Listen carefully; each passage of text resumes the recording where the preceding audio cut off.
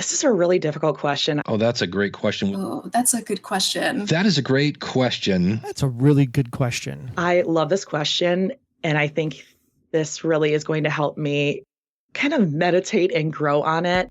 Want to hear the answers? Check out Season 2 of New Media Lab with Robert Southgate. New episodes every Tuesday. Available on Spotify, iTunes, Google Podcasts, and wherever you subscribe to your favorite podcasts.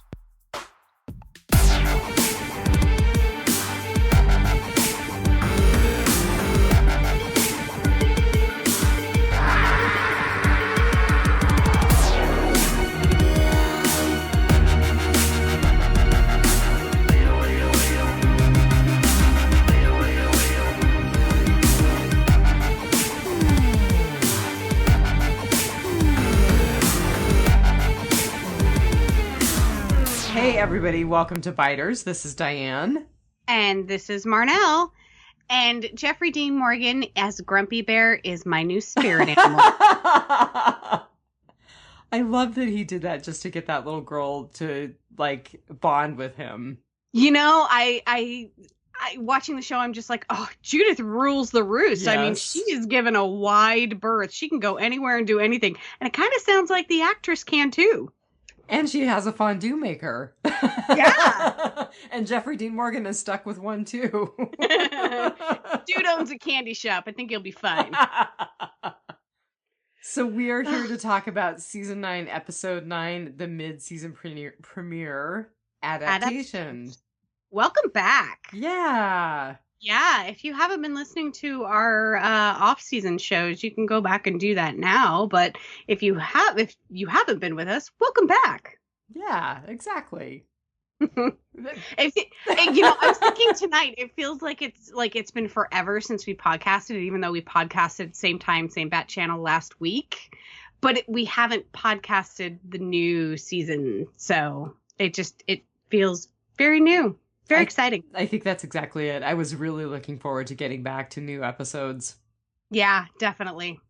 Although I was going to say I really enjoyed looking at some of the retrospectives, so...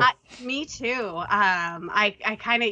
We were just saying that you didn't want to go back and listen to old episodes because they were heartbreaking, because we've lost so many people. But going back and listening to Jeff and Kirk and Brian and all those guys, it just makes me want to rewatch the series and listen to all of the episodes of Biters. So in my copious amounts of free time, I will try and get to that. You do that for the both of us, because right now I'm swearing that I am just going to move forward.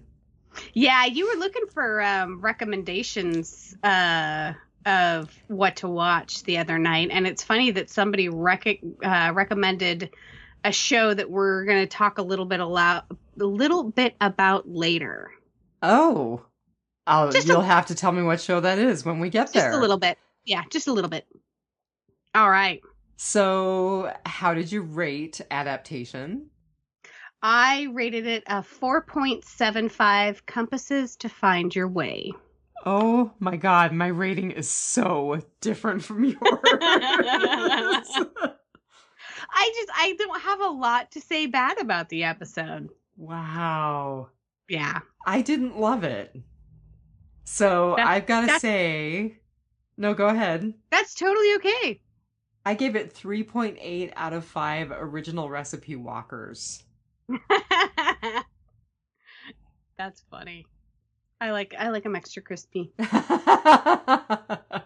Truly, the burned or melted walkers, just those are pretty cool. I do have to say, and that was in my notes, I loved the burned walker. Yeah. Yeah, it was really cool. Yeah, it kind of reminded me of we podcasted one of the episodes, the Coda. I think it was Coda that Rick comes upon the walkers that are kind of like melted in tar or something. Yeah, they're like melted into the... didn't they use napalm on them or something like that? Yeah, something like that. And I'm probably misremembering horribly.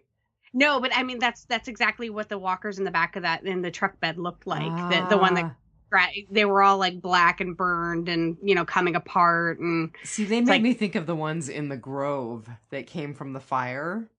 Yes. I loved the forest firewalkers. Mm-hmm. Yeah, definitely. We have already gone off the rails. We have. Oh my god, can you hear Deadpool blaring in the background?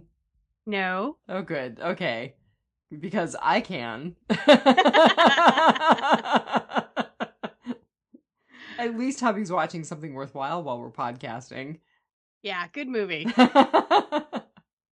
So I have some numbers, and I actually just tonight stumbled across numbers for this episode, but I've also got some numbers for the mid-season finale, Evolution. All right, lay 'em on us. So first with Evolution, it aired on November 25th, 2018, and it was the highest rated program of the night, and it actually increased viewership over the previous week's episode, but it was still only 5.09 million. Yeah.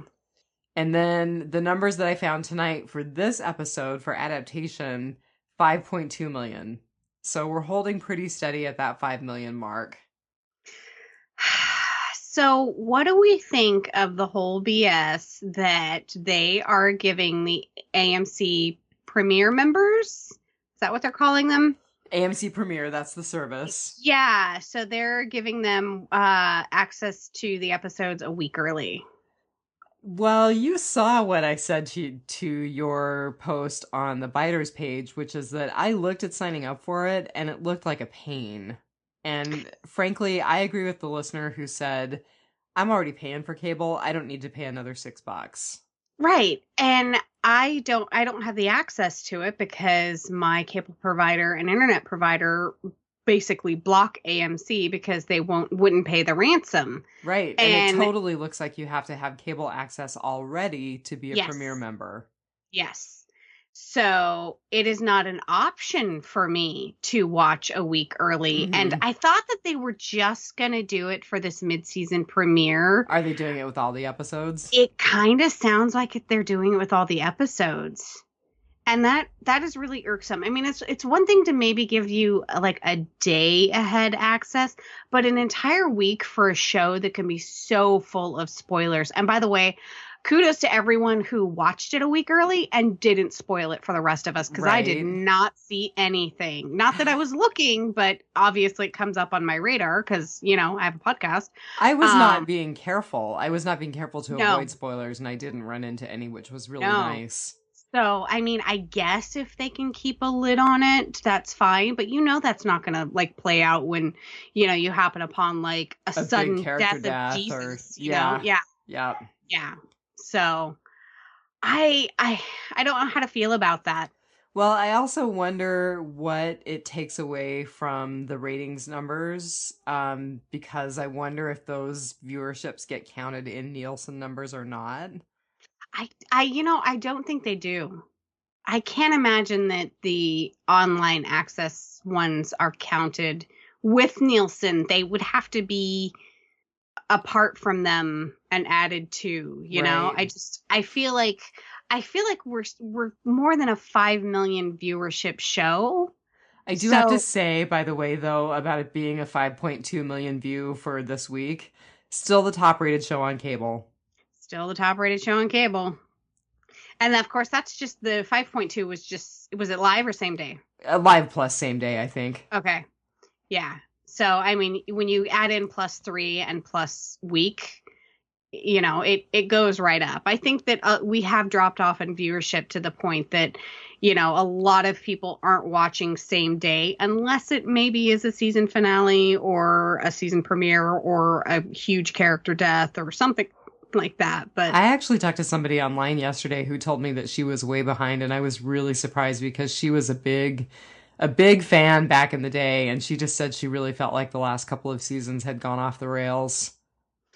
Yeah, you know, I have someone that's fairly new in my office, and we're not strangers. We kind of knew each other in a small townish way before that. And so she found out that I had a podcast about The Walking Dead, and so she's like, "Oh, I need to catch up." So she every week now she's caught up, and every week now she comes Monday morning and like plops herself down in a chair in my office, and we talk Walking Dead for a while. But I'm trying to get people to watch Fear the Walking Dead because that, I mean, a lot of people were just like, I just couldn't take the family. And now it's like, no, it's a completely different show. That's Give it what a I've shot. told people. I'm like, just hang in there until season 4. Just hang in there. And, going back and listening to some old episodes of our podcast and some old episodes of the Walking Dead cast, I did remember episodes from other seasons that I enjoyed as well. I don't think Fear was a total bust, but I think that season 4 really turned it around.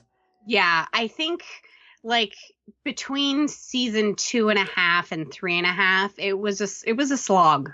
Yeah. It was tough to get through. And I totally get it because there's a ton of shows that I started watching and then it just dropped off my radar. And now I'm so far behind that it just keeps getting knocked down off the list, Capes and Lunatics, I really would love to listen to them with the Arrow and Supergirl and all of those shows. But I'm just like 3 seasons behind on everything. So I think of all the suggestions I got, I'm going to try watching Arrow. Oh, good. Yes. So we'll see. We'll see how it all pans out. I was going to say, I think I'm like maybe 2.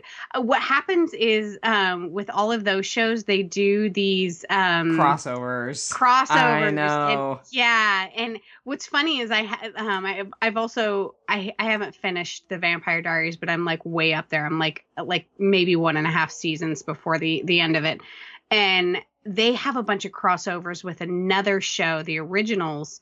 And I've never watched an episode of the originals. So it can be done. You can just watch one part of the universe and not pay attention to the rest of it. But, it just, I just get caught up and then they do that and I have to wait and it falls down off the list. Well, I will be honest, I had also thought about you and had considered binging Buffy, so that's not off my radar either. I just finished my binge of Buffy and I've started on Angel.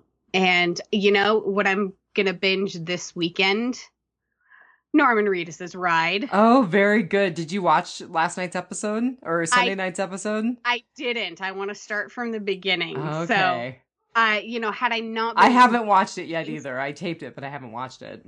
Had I not been convinced by other people to watch it already, I think the last night's episode or Sunday night's episode of The Talking Dead would have completely convinced me because I'm totally down for what they're talking about. Cool. Yeah.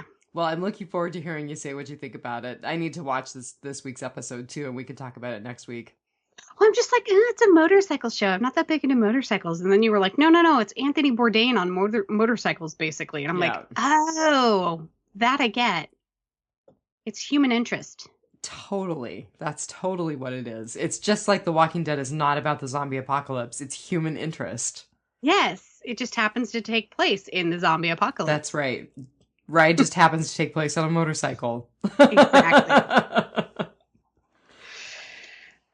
All right, so our title, Adaptation, what did you think?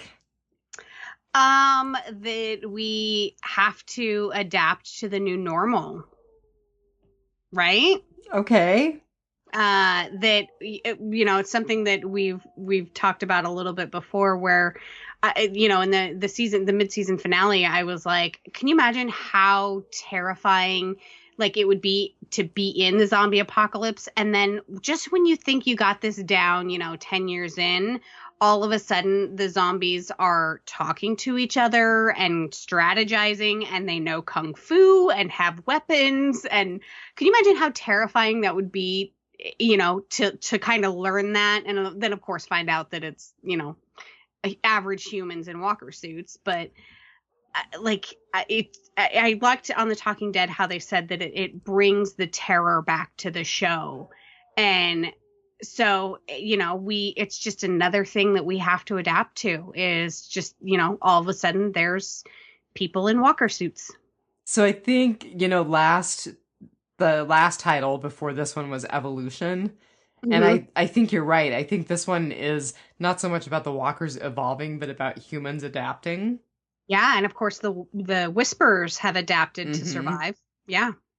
But the other thing is, I also thought it was a commentary on Negan's inability to adapt to his situation. Good one. He could not adapt to being out of his cell. No, he's God, what do they call that? When a prisoner just becomes used to being in their prison. Oh, God. I used to know the term. I was going to say somebody is screaming it right now at us. Yeah, I totally used to know that term. Yeah. Ugh. Comment on our Facebook page. Scream at us on our Facebook page. Yeah, we miss the screams on our Facebook page. We like hearing from the few people who still talk to us, Diane, Tom, Phil. But we need to hear more from more people. It's really nice to interact on Facebook, and we haven't heard much in a long time. Yeah, so if you're new to the podcast, like, rate, subscribe, share, comment.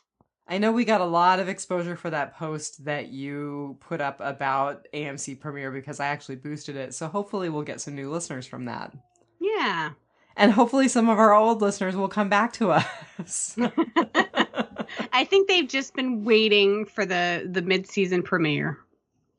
Well, so the other stuff that I wanted to say about adaptation is that we've got a couple of different groups in addition to the Whisperers who are adapting. So Tara is having to adapt to suddenly the new role as the leader of the Hilltop. Mm-hmm. Daryl, kind of on the down low, is having to adapt to thinking about leading at the Hilltop. And he and Michonne have adapted to whatever caused their scars. Mm-hmm. Because they are definitely different people from the mid-season finale.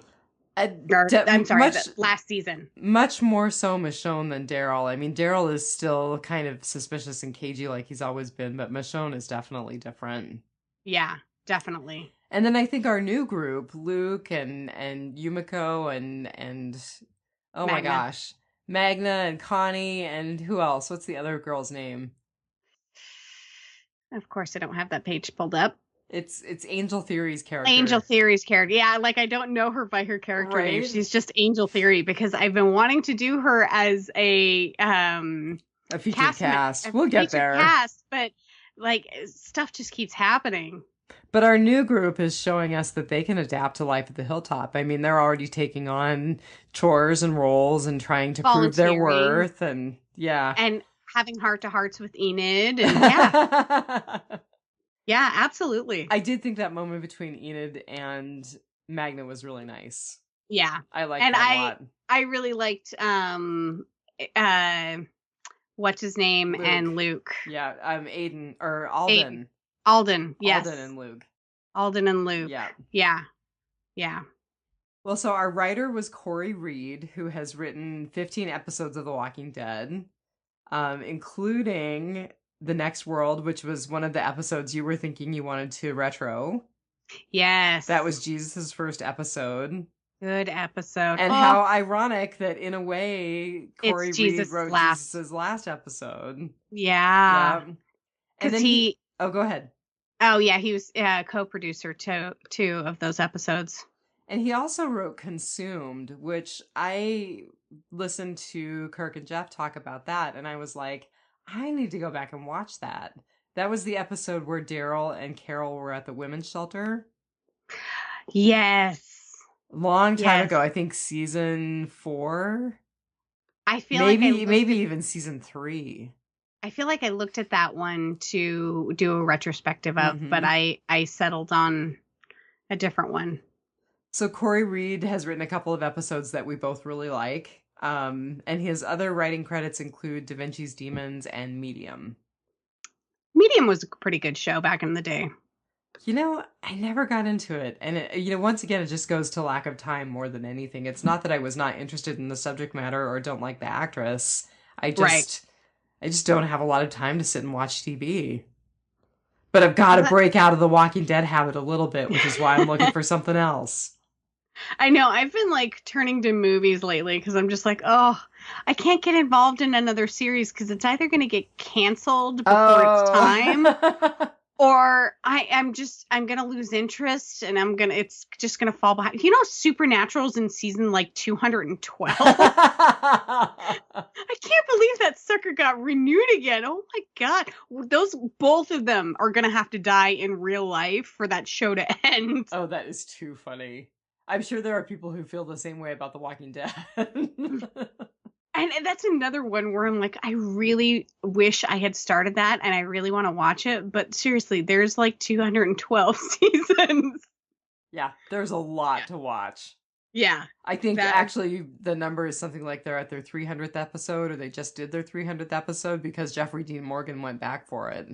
It's like the War and Peace of shows on TV. Like, it's like, what would you take to a deserted island for entertainment? And it's like, yeah, Supernatural and War and Peace. I don't know, man. Walking Dead and Breaking Bad at this point.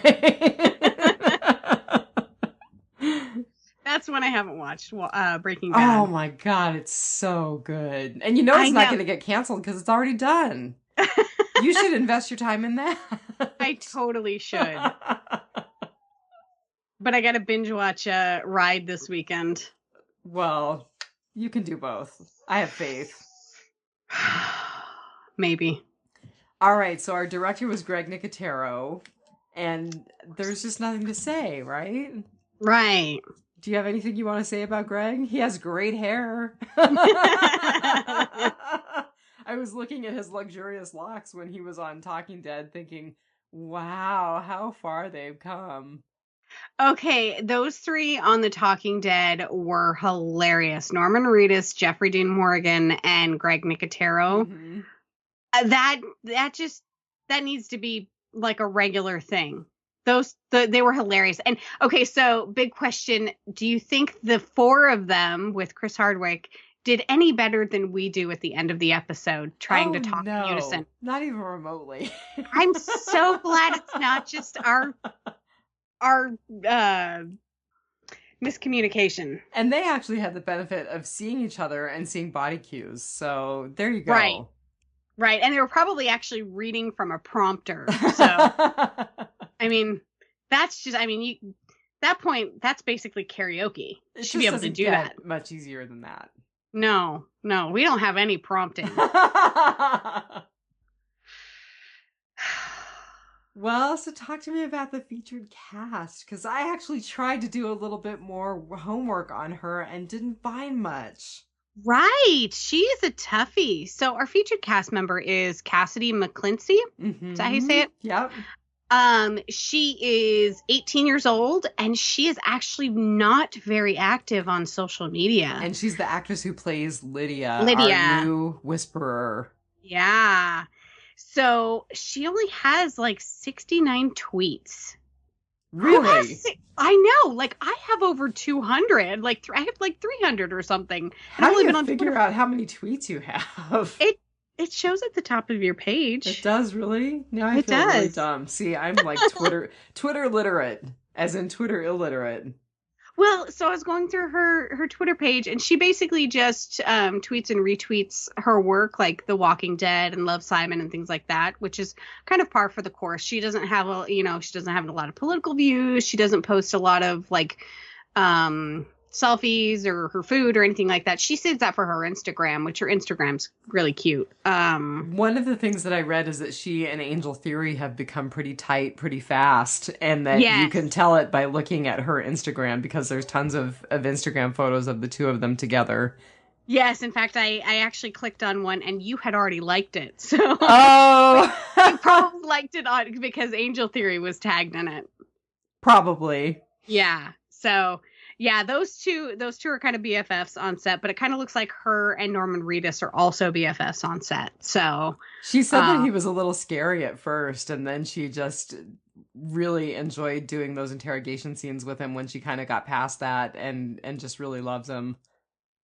Was it Norman Reedus that was intimidating, or Daryl? I think she was intimidated by Norman Reedus. Okay, yeah, I would be too. Yeah, I think I would be intimidated by just about anybody on the cast at this point. Because I'm not clever enough to hang with Norman Reedus. I might be after a few drinks. So yeah, she doesn't have a huge social media presence, which is, I mean, it's probably a good thing. But she does have she tweets out, or she Instagrams a lot of her little sister's work. So let's see, Callie McClincy is also an actress, and that's her little sister. So she tweets out a lot of stuff for her little sister a lot. I don't know if that's cool. She's tagged, so she must have social media, but she looks super young. But then again, so does Cassidy. Like, I can't believe she's 18. I would have pegged her at like 14 to 16, just looking at 16 Lydia. is supposed to be Lydia's age, right around 16. So right. So she has been in a few things. The thing that I know her from is a movie called Love, Simon. It came out about a year and a half ago. 2018 it says, but I feel like it was longer than that. Which is really, really good movie. Go see it. It's kind of a coming of age story for a young man in high school who is waffling about coming out or not. Oh, really? Yes. I think I don't want to call it an indie or a low budget, but it's one of those that just, it didn't get a lot of presence. You know, it doesn't have a bunch of big name actors or actresses. But it was a really, really good movie. My other half and the husband of another couple went and saw the Pacific Rim 2, the movie about the giant robots fighting. Yeah. And our friend's wife and I went and saw Love, Simon. We did the yeah. It's not really a chick flick. I'm not huge into chick flicks, but yeah, it was adorable. Now I thought that your review of Love actually convinced me that you were totally into chick flicks. Wah, wah. Surely you jest. No chick flicks for this lady.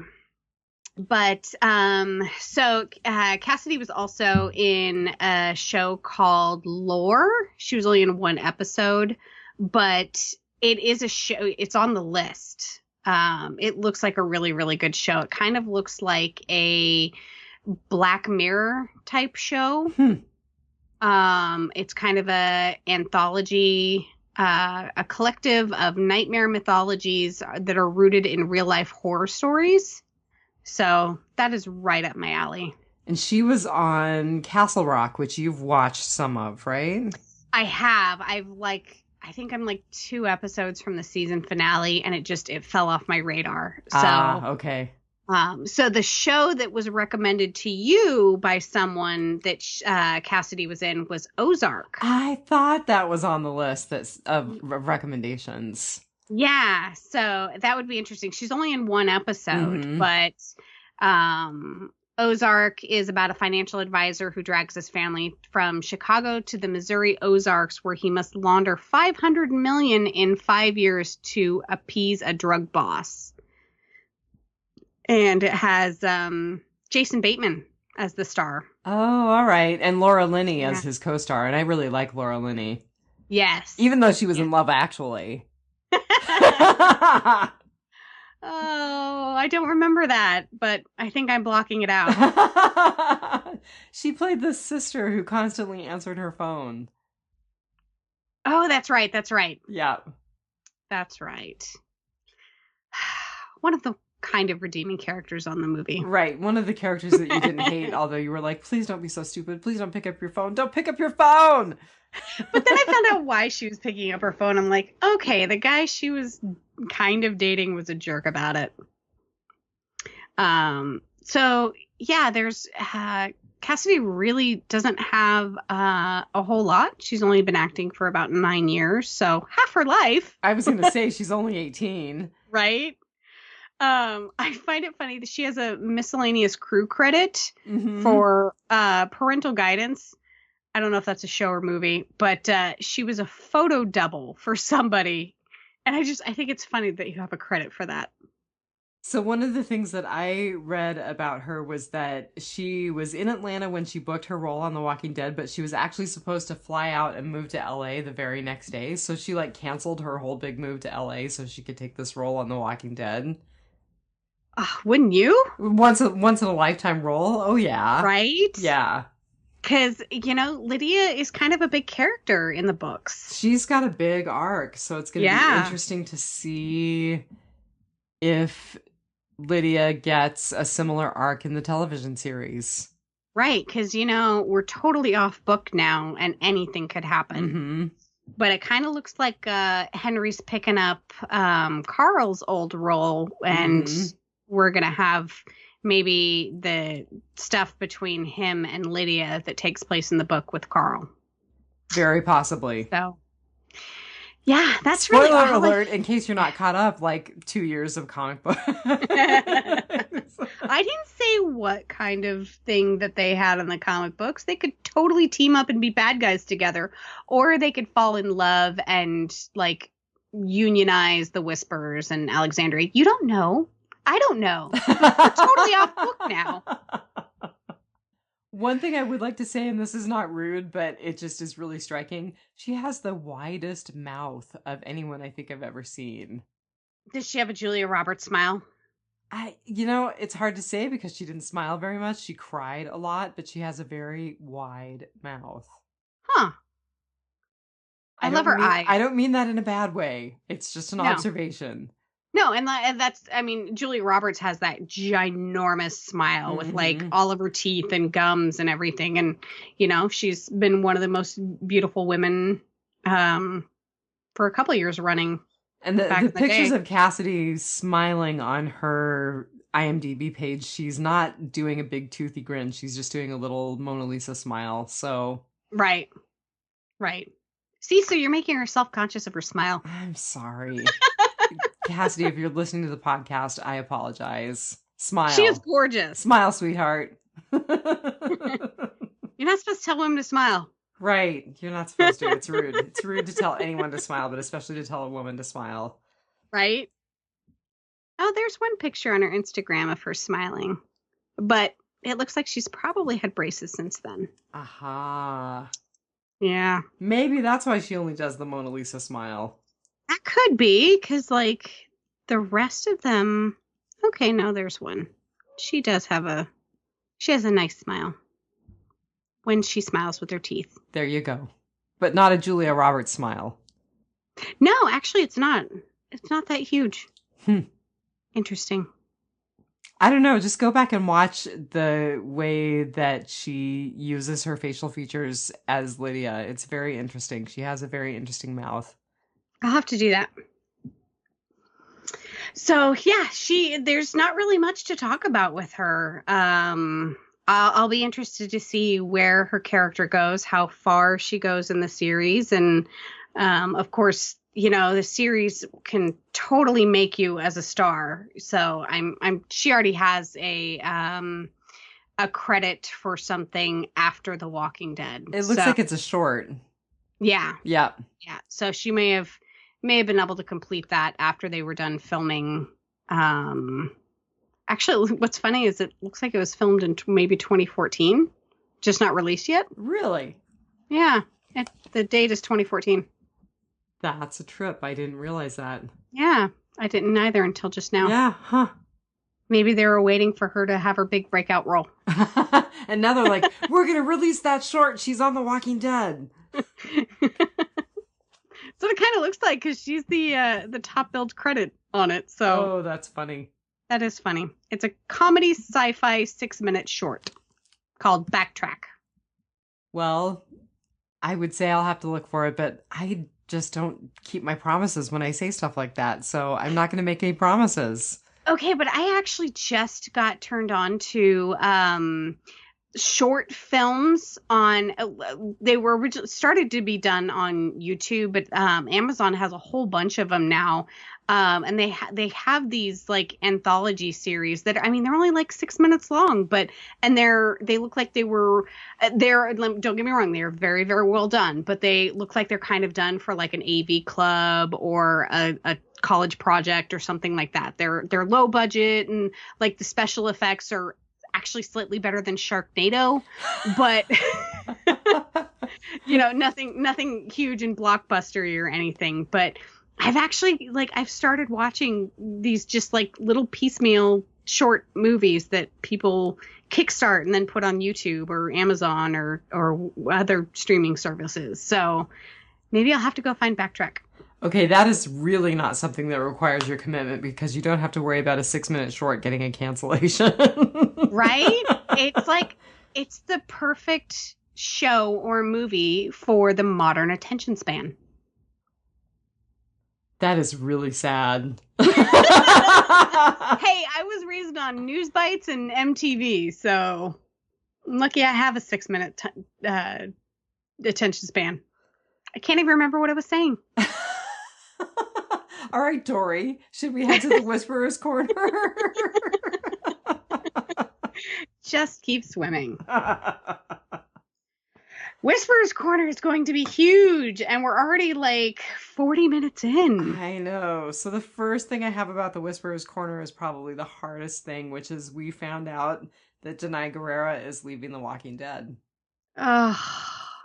So she is slated to be in a handful of episodes in season 10 and then done. So I didn't do a whole bunch of reading, but I heard that she's also going to be in the Rick movies. So I read an article that was speculating about that, and there is some speculation that she's going to be in all 3 Rick movies.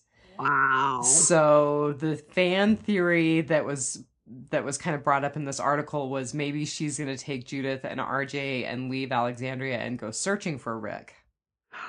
Oh, don't take Judith. Right? And totally my first thought before I looked at that was, who's going to parent Judith and RJ when Michonne leaves? And what did I say? Someone suggested Carol. I can't remember if you said Negan, didn't you? I said Negan. Yeah. I would love to see Negan parent Judith. Not RJ though. No. I think Judith's young mind has been molded enough already that, she won't take any of his crap. Just don't give him somebody too impressionable like RJ. Yeah, we don't know enough about RJ to know if he can hold his own. He's still too young. He's too young. Yeah. So the other thing that I had was that there were some serious ad buys during this season opener or mid-season opener of Walking Dead. So Whiskey Cavalier advertised. Mm-hmm.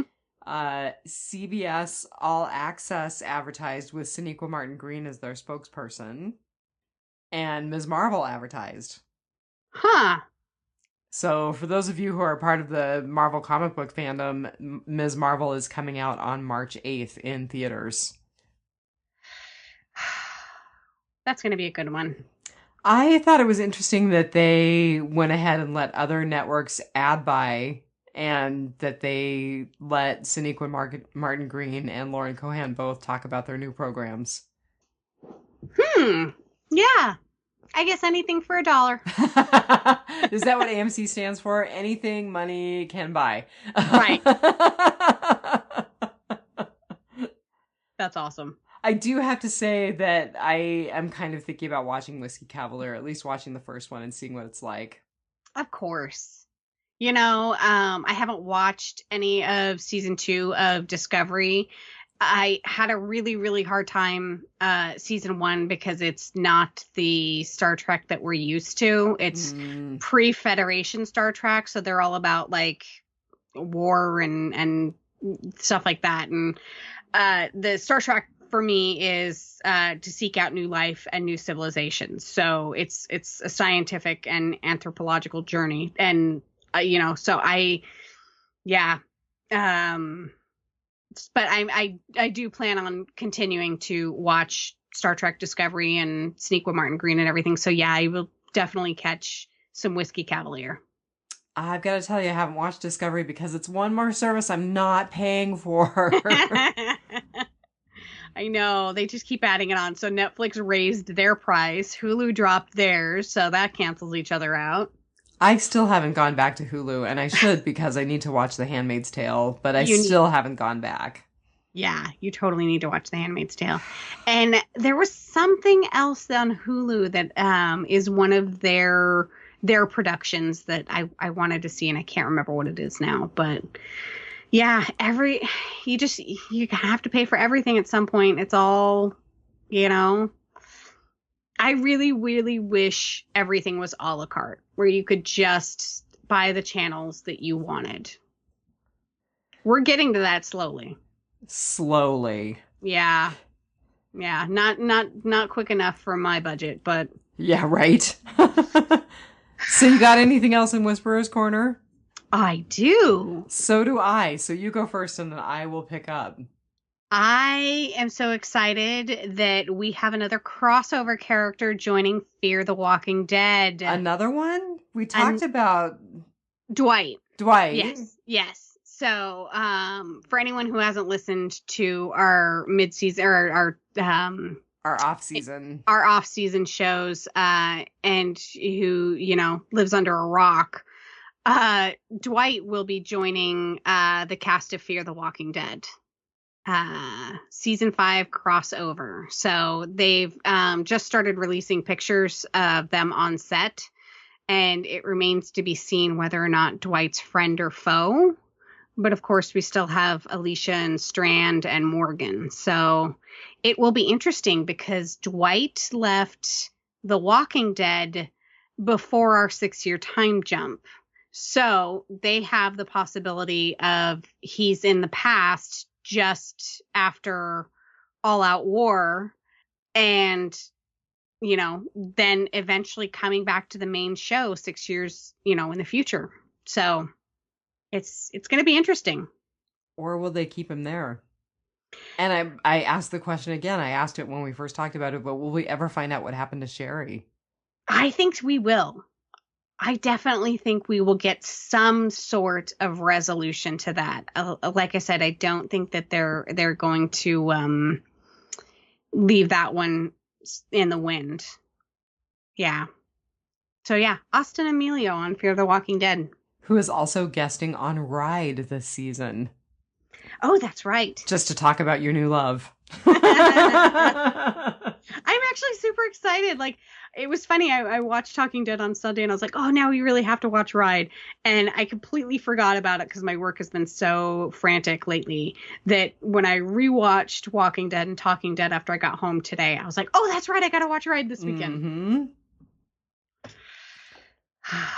Well, so another thing I have in Whisperer's Corner is that Tom Paine, in a HuffPost article, clarified his frustrations around the show because he was talking about how frustrated he was, and he wanted to be very clear that he didn't smack talk wasn't smack talking the Walking Dead, that he loved the series and would never talk badly about it, but he was just pushing himself and always bummed that they didn't take Jesus to his full potential. Yeah. And I don't know if it's just because, we follow everything so closely, but I actually didn't feel like he was smack talking. I think that he was didn't either. I feel like it was his disappointment that he didn't get to go further with the character. I agree with that. Yeah. He also confirmed that it was, in fact, him for the most part when they were dragging Jesus's dead body around. I thought so. So this actually was his last episode. Maybe. Well, as far as we know. Right. We are. I'm sure we're getting flashbacks. So I don't know if he'll be in the flashbacks, but we're definitely going to get some flashbacks this season. He said the only time it wasn't him in this episode was when the body was over the horse when they were leading before they got to Alexandria. Oh, that's totally understandable. Could you imagine having to do multiple takes in that position? He did say that he was the body when they led the horse into, or not Alexandria, into Hilltop, though. Hilltop, that he was actually the body. Yeah. Ugh. So, that's funny. Yeah, I thought that was really funny, too. So our last as far as we know, glimpse of Jesus, it was in fact Tom Paine. Very cool. I don't think I have anything else in Whisperer's Corner. Do you? No, I think that covers it for now. All right. Let's go. Take me into your good. So, I think that they should just kill off everyone, and it should be the Negan and Judas show. I loved those two. I've loved the interaction between those two this entire time. For as much as I think Negan should have been killed, I absolutely love their little conversations and interludes, and they're so funny together, and it makes me believe that he could be a good person. And I just love how sassy she is. Language. I'm a kid, you a-hole. Yeah. I love everything. And I do believe that, so they did a poll on The Talking Dead, and I fully believe that she missed on purpose when she shot at him. You know, I don't know. I just really like where they're taking these two, and I'm ready for that journey. I have to say, I had a couple of things in my good, and the interplay between Judith and Negan was definitely one of them. Yeah. I mean, just her comebacks when she was like, how about no? Right? Yeah, I will. And like her little pearls of wisdom of, no, you can keep it to help you find your way. Mm-hmm. And then like he looks at the back of it and it's got JG inscribed on it, and like he gets all longing and like goes back to Alexandria. I was going to say, and it helped him find his way back, didn't it? Yes, I love it. I'm so down for this. Love it. Yeah, I really love the interaction between Judith and Negan as well. Yeah. That was definitely in my good. And it sounds like they have just as cool a relationship off screen. So for the 5 of you who listen to this podcast and don't watch The Talking Dead, he gave her a fondue, the chocolate fondue tower, because she likes strawberries and chocolate. And she gave him a Grumpy Bear Care Bear onesie that he wears around set. And the picture is hilarious. It's worth going back and watching Talking Dead just for that. Yes, definitely. Definitely. So that was my good, is I'm totally here for the Negan Judas show. Well, that was one of my goods. And my other good was Tricky Daryl. Daryl was very sneaky this episode. He did a couple of cool things. Okay, so that is why, Michonne put him in charge of the interrogation, is he's just that good. So I liked the way he tricked Henry and Lydia into talking and then went and sat and listened outside the window. Uh-huh. I thought that was really clever. And the other thing that I really liked was his ploy of shooting the walkers in the leg to identify which walker was the Whisperer. That was the best. It was awesome. Then he just let the Whisperer get ripped apart by the walkers. Yeah. That was great. I thought that was great too. Yes. So Tricky Daryl gets my number 1 good, and the interplay between Judith and Negan gets my number 2 good. Excellent. So my bad. Yeah, so tell me what you got going on there. I really didn't have a lot bad about this episode, but there was one standout thing, and what do I always say? Don't kill the dog. Oh. I thought of you because I thought, oh my god, did those dogs he had killed by that walker? Oh, and the dog that was killed was so beautiful. It was a cane. The cane Corso? Yes. Yeah. And those dogs, I mean, another dog that gets a really bad reputation, but there's actually one that lives a few blocks from me, and they're just the most magnificent animals. Oh, that's funny. I was going to say I have a friend who has one, and she's the sweetest dog. Yes.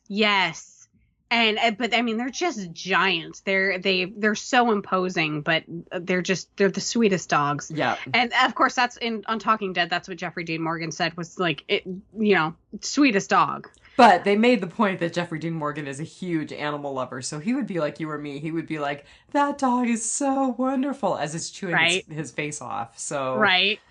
The other two were Australian cattle dogs. And so one was a full Australian cattle dog, and he said it sounded like the other one was just like a mixed breed. Yeah. The one, the red one was a full I think full breed. Yeah.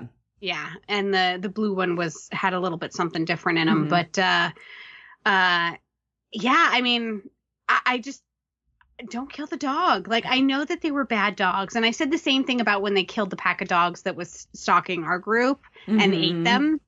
I just, yeah, don't kill. But on the other hand, I can see killed two birds with one stone. You know, like, he really had no choice. He had a raging dog behind him and a walker in front of him, and it was just like, this all works out nicely.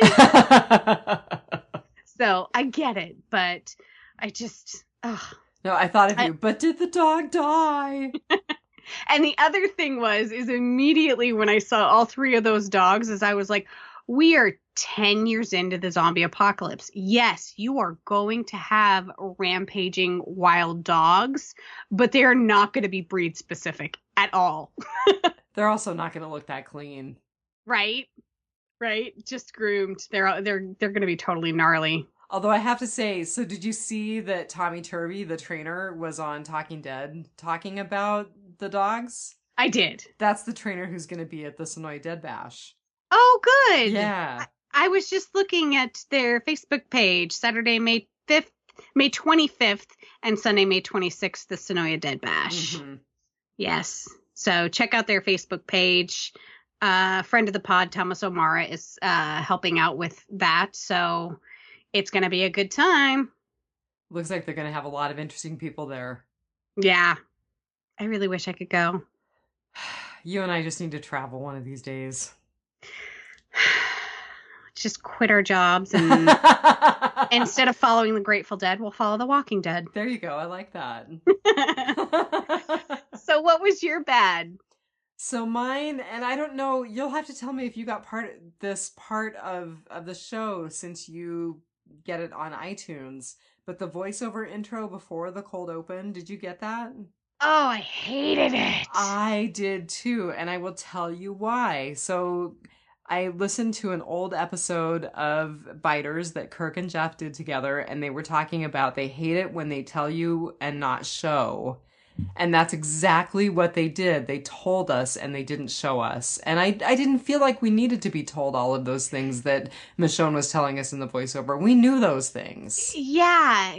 I mean, it's one thing to do a previously on and then show shots of it, but to have somebody just explain away the last like season and a half. And for some reason, I don't know why, I really, and I love Denai Guerrera, but it didn't click with me. It really bothered me a lot. I didn't like it at all. And it was a real departure. They've never done that. Yeah, definitely. They've always yes, they've done the previously on The Walking Dead. They've done that before, but they have always relied on the cold open to open a show. Yeah. So it was really disappointing to have them open the show this way. Yeah, and I don't know if it was because it was such a departure, because other shows that I've watched do that on a regular basis, and I'm fine with it, but this one definitely struck the wrong chord. The viewership is smarter than that, and they're more involved than that. They don't need to have it spelled out like that. Yeah, I agree. That was a very good bad. Yeah. Yeah. And my other one was No Kingdom. But I said No Kingdom, ... but we had a lot to cover in this episode. So I understand why there was No Kingdom. Yeah, definitely. I had one other slight bad, and it was just that Negan found a working motorcycle with gas that will fire. Oh, 6 years after the time jump. Right? Yeah. Right? Like that after a 6-year time jump. Yeah. Like that wasn't scavenged for parts or gas, or, like it weathered just fine wherever, in Sanctuary, wherever it was parked. And I get that it was part of his fleet, but when they abandoned Sanctuary, don't you think they would have taken stuff like that with them? I have to tell you that this is sort of related, but when he was in that menswear store flashlights, and he picked up the flashlights, I was like, if that battery-powered flashlight works, I'm going to scream. Well, I was so glad it didn't work. Who would leave the wind-up one? Like, honestly, like when the place is scavenged so much so that there's like empty racks, who leaves the hand crank flashlight? That's a No fair one. question, but at least that was the flashlight that worked. Definitely. The only thing I can think is the dead person that was in there. Maybe that was their flashlight. There you go. That explains why the flashlights were still there. There's always an explanation. All right, what's your ugly? Eugene and Rosita. Oh, God. So Okay. that was part of my ugly, which is just, OMG, Rosita's pregnant. Okay, so I'm calling it Baby Radique. Oh, cause baby Sozita didn't sound right. I like Radique better. That works Yeah. for me. Yeah. So I don't know what the heck I was doing the first time I watched it, but when I rewatched it tonight, I was like, oh my God, is Eugene? He is. Oh my God, Eugene, shut up. Shut up. Mm-hmm. And she shut him up just in time. And then of course she goes out and pukes, and I'm like, it wasn't that traumatic. And then he heard it. Did you realize he heard it? Yes, he heard the whole thing. Yeah. So like, not only was he with Abe and he kind of had a thing for Rosita, but then she was with Gabriel and Spencer. Yeah, Spencer and Gabriel, but now we find out she was with Sadiq for a while. Like, oh man, I hate this term, but you've been friend zoned. Just live there. You know? It's so sad. I felt so bad for him. I did too. I'm like, you need to find someone else, dude. Like, she thinks of you as her brother. Mm-hmm. You know, like, there's no getting over that. If you two were the last two people on Earth, she'd still be having Sadiq's baby. Okay, comic book spoiler. In the comic book, they do get together. That Sorry, just doesn't. Comic book spoiler. It just doesn't seem to mesh with the characters now. I agree. They are not well suited to be together in this particular version of the zombie apocalypse. No, there is somebody out there who is absolutely amazing that is perfect for Eugene. It's just not Rosita. No. But yeah, my heart just broke for him, and I was also super like awkward and embarrassed for him. Yeah. Oh, that was my ugly. So like, it wasn't good, it wasn't bad, it was just just ugly.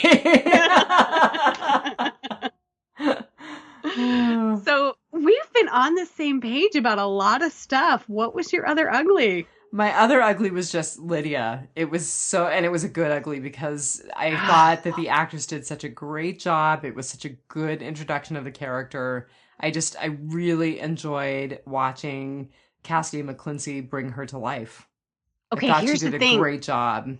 She did such a good job at being a bad actress. Like, did you buy her stories at all? Oh, no, not a bit. No, like, and that was totally projected by the actress, that it was just like, she was a really bad liar, you know? And yeah, I just like the entire time I'm like, okay, for one though, like, are they going to trust anything? I know they're interrogating her, but are they going to trust anything that she says? Like, if she's like, yeah, there's like 300 of us, you know, they're not going to believe her. They're going to be like, no, there's like 40 of you.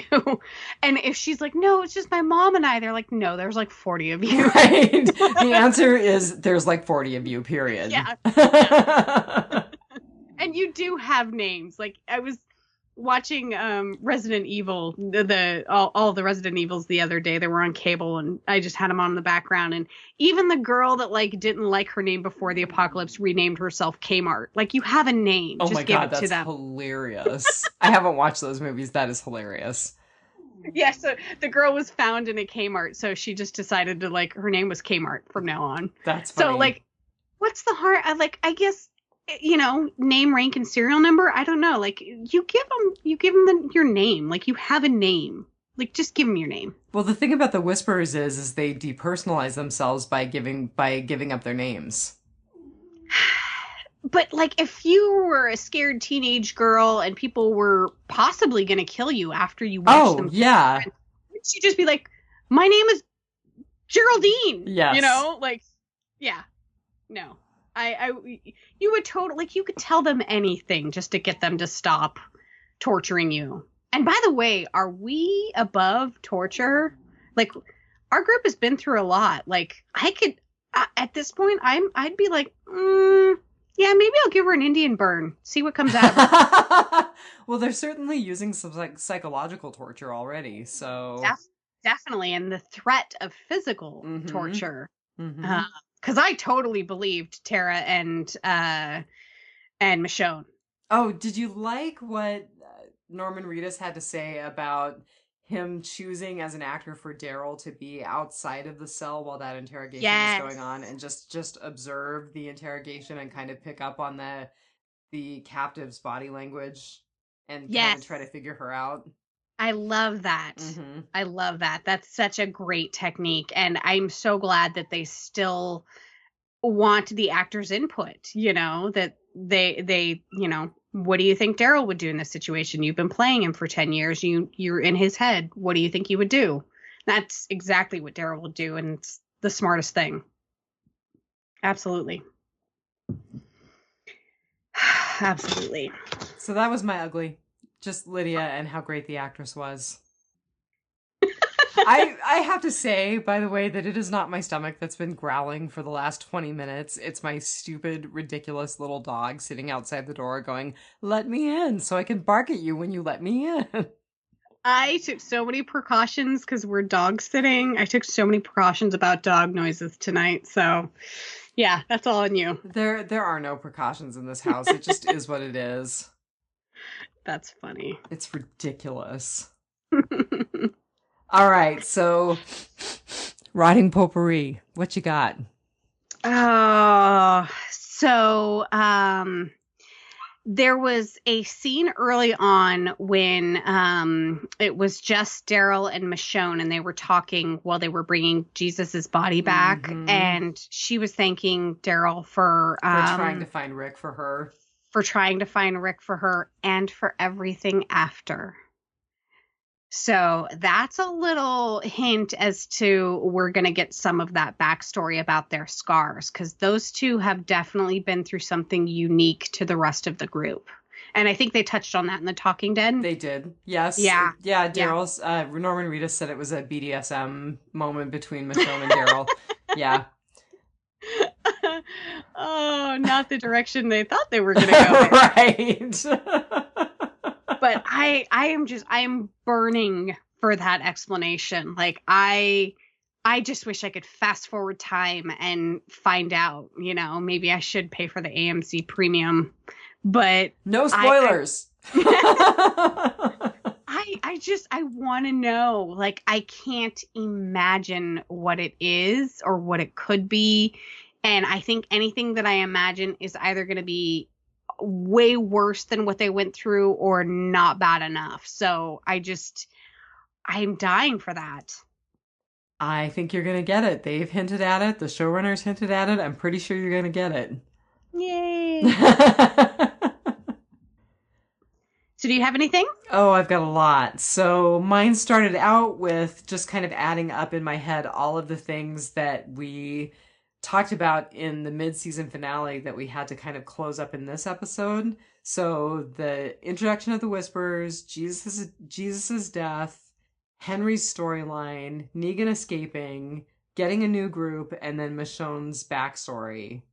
And they pretty much did a good job of talking about all of those different parts and pieces in this mid-season open. Yes, they absolutely did.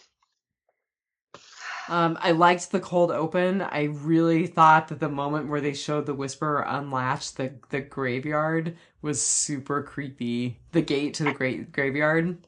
And, you know, I loved how... it's giving me chills right now, actually. Yeah, Nicotero pointed out that it was a very Robert Romero... George Romero-esque. George Romero-esque. Robert Kirkman.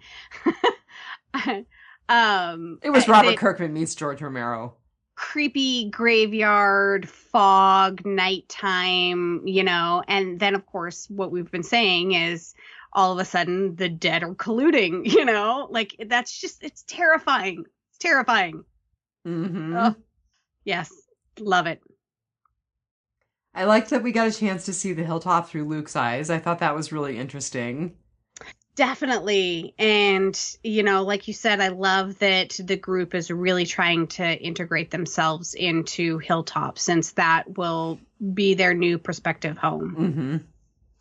And Tara did say she was going to advocate for them to stay. So, well, and we had talked about, we were really on the fence, and I think we had in one of our retrospective, we had talked about our group going into Alexandria and how it mirrors this new group coming into Alexandria with our group. You had talked about that because you were wicked smart and picked up on it.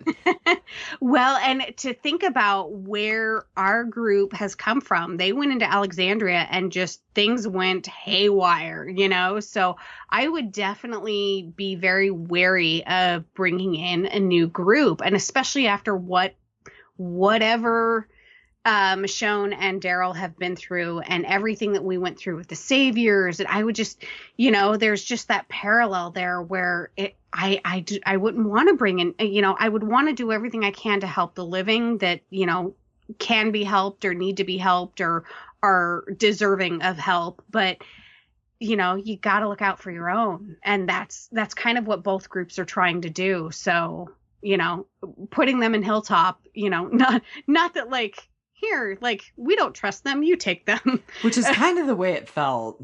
It did that, but Michonne said that she vouched for him. Judith brought him in and vouched for them, so she'll vouch for them. So, yeah, definitely. So one of the other things that I have is, how do you live as the dead? Day to day, how do you eat, sleep, go to the bathroom in a walker suit and with a herd around you? How do you do normal human stuff in a walker suit without alerting the real walkers? I hope they show us that. I hope they answer that kind of question. Because the first thing that brought that to mind was when Lydia was saying that they do it for survival, and they're like, well, do you have a home, or do you have a place or whatever? And she's like, yeah, and she's like, no wall, nothing inside walls are safe or something like that. And I'm like, okay, then where do you sleep? Because the herd doesn't sleep. Walkers don't sleep, so.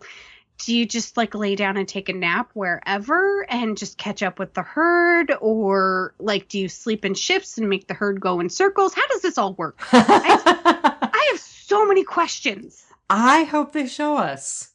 How do you hunt and eat? Yeah. I'm just, yeah. Because those are great questions. And I don't know that the comic book ever really covered it in the Whisperer's arc. So it'll be interesting to see how they handle it, or if they handle it at all. Yeah. They probably won't, because the mechanics of being human is icky.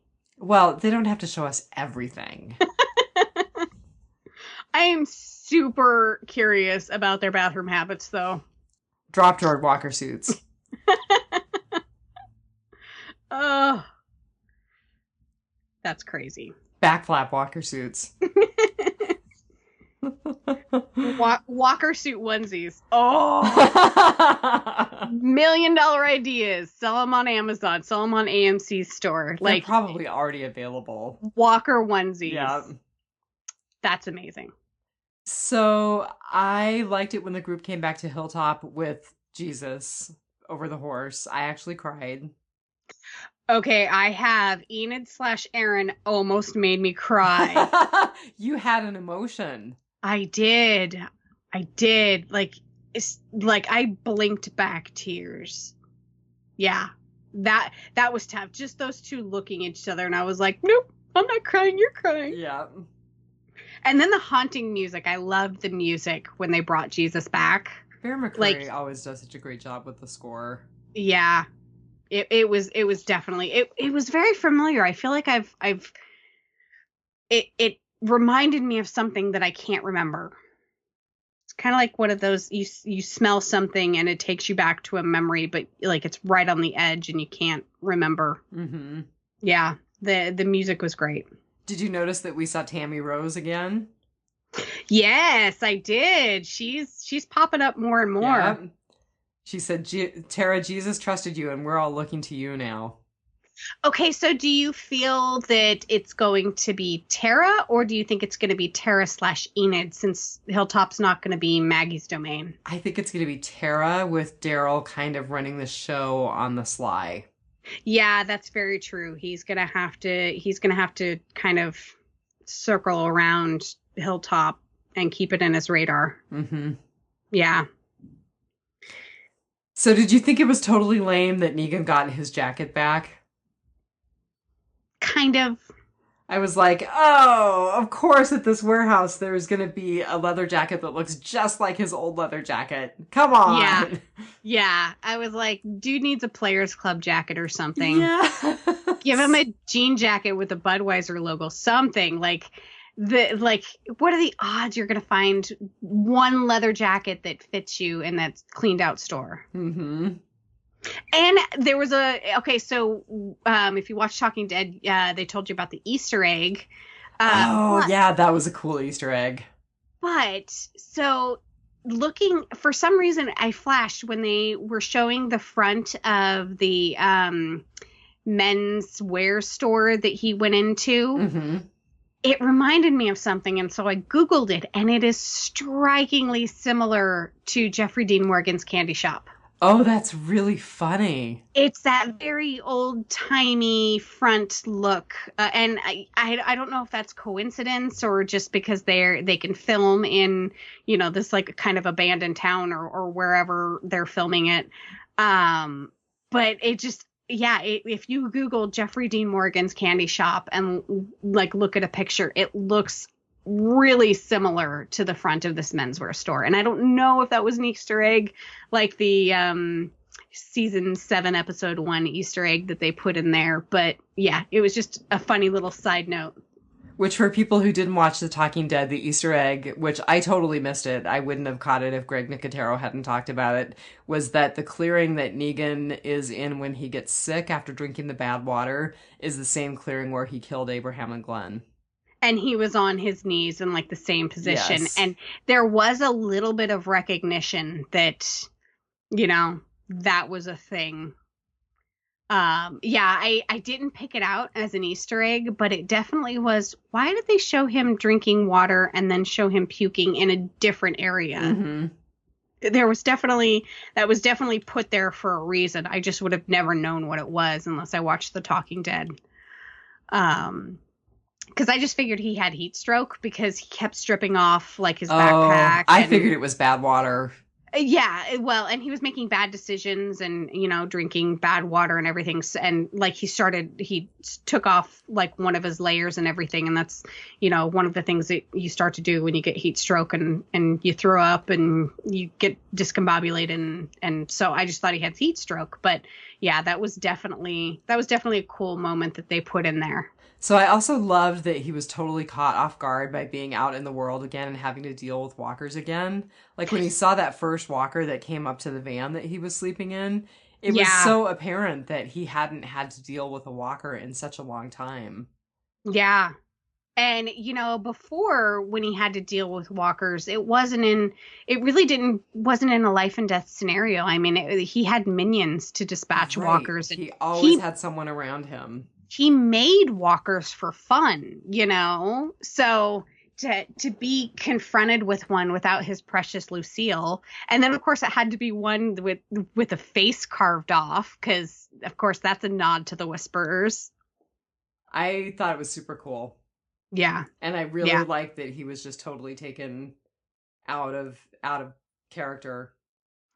Yeah. And then what was the Walker friend name? Big Rick? Richie. Big Richie. Yeah. I thought it was super interesting how he seemed so lonely that when Big Richie Walker started, wandering away, that he went out and killed a whole bunch of walkers and then let him back. He was so lonely. And, that was somebody that he knew that he didn't want to be alone. Yeah, what did he say? He said, "Look at you, loyal to the end." Mm-hmm. I loved that. Mm-hmm. Yeah. Yeah. So, yeah, this was just a really great episode for me. Well, so for someone who rated it fairly low, I had a few more things that I liked. I liked Alden recruiting Luke for the fair, for the two-man band Symphony of Awesome. With Two-Hand Luke. Right. So I think they're definitely going to be performing at the fair, and I'm looking forward to that. Yeah. Yeah. I liked Negan going back to the sanctuary because it was just a call. There were all these callbacks to his glory days. Like when he walks out onto the balcony that overlooks the floor and does that characteristic whistle that I'm not even going to attempt. When he's sitting at the head of the table where previously his minions were gathered around him, and he's sitting there with the pipe looks sort of like Lucille, but not quite. Yeah. I like in The Talking Dead how Chris Hardwick was like, this is like a journey to find Lucille. Mm-hmm. But I just liked that he was kind of a shadow of himself. But, you know, when he was escaping Alexandria, I noticed when he was walking up to that portion of the fence that everybody seems to be able to climb over instinctively, that he still had the Negan swagger. After 6 years in the cell, he still had the swagger. Well, and he had pretty good muscle tone after 6 years in a cell, too. Yeah. Must have been doing Pilates in there or something. Right. Yeah. But I was like, okay, is that just the way that Jeffrey Dean Morgan walks, or is he intentionally doing the Negan swagger? Oh, I think he's intentionally doing the Negan swagger. Yeah. So another thing that I noticed, and I just have to say this, Nadia Hilker has some really great ink. Yeah. We talked about the one on her chest, but boy, you get a good look at one on her arm when she's standing and talking with Enid, and it's just beautiful. Yeah. Yeah. I love it. I think that's it. I think I'm done talking about like all of the things that I loved about an episode that I rated fairly low. I know. It's always funny that we can talk about a 42-minute show for an hour and a half. Mm-hmm. Yeah. That's just how good we are. So please, listeners, write to us. Give us a Facebook message. Let us know you're out there. I've been really feeling a little bit down and kind of feeling like I was a little bit stuck in the mud, and it would just be really nice to know that people are still out there listening. So give us a shout out. Yes, and definitely like, rate, subscribe, share, give us a writing or rate or something like that on whatever platform you listen to podcasts on, mostly probably iTunes. Sorry, that's my phone. Maybe it's a listener calling in. Right. That's right, because I give out my private cell phone number every time we podcast. It's probably Phil going, hey, where's Phil's comic book corner? I sent it to him. But we didn't do it this episode. We didn't do a callback to we didn't do a definite callback to the books. Well, because we said we were only going to do the books with our retrospective episodes, right? Okay, sure. That was what I thought. Okay. That's why I didn't do any homework. Oh, that's fine. I could totally start doing homework if you want me to. No, we can. Now I've got something. So I actually have this article pulled up, and I had an advertisement for Capital One come up while I was pulling up the article. But an article struck me today, and apparently the zombie deer are taking over. The zombie deer? No. The zombie deer. So there's apparently some sort of disease that is taking hold in like deer, caribou, moose, kind of in the middle of America. Like it's literally like not even like across America. It's just kind of in the center. So it hasn't hit Alaska yet. But the symptoms of the zombie deer include drastic weight loss, stumbling, lack of coordination, listlessness, drooling, excessive thirst or urination, drooping ears, lack of fear of people, and aggression. And so the reason why this is a huge thing is because this is transmittable to humans. Oh. Yeah, if you come in contact with any of the bodily fluids or eat the meat, you can contract the zombie deer virus. Zombocalypse. Here we go. Yep, it started. Yep. So, like, get your food reserves, start stocking up on ammo. The zombie apocalypse is going down. All right, I'm going to move in with my prepper sister. And it all started with a deer. Who'd have thought? You totally have to share that article on our Facebook page. I totally will. So I just thought that was funny. On the day that we podcast, this article comes out about zombie deer. That's creepy. Yeah, and it's sort of making me rethink my meat eating habits. Yeah. Yeah. I don't know, though. I don't think I could do chickpea tacos. You'd be surprised. Especially if it meant avoiding the zombie virus. I don't know. I really love my moose roast. And Phil's totally going to call me out on a Palin, Alaska thing on that one. Probably. Because we love our moose roast up here. Oh, so yes, I will totally post the zombie apocalypse deer virus that is coming to a dinner plate to you soon.